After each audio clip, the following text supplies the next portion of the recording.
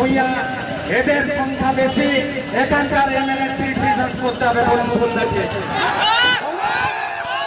এখানকার যে MLA seat, এখানকার এমএলএ সিট রিজার্ভ করতে হবে। রিজার্ভ এখানে হয়তো কিংবা হরি কিংবা মুঠি কিংবা ভূঁইয়া কিংবা বাউরি আমরা এখান থেকে কলকাতায় পাঠাবো।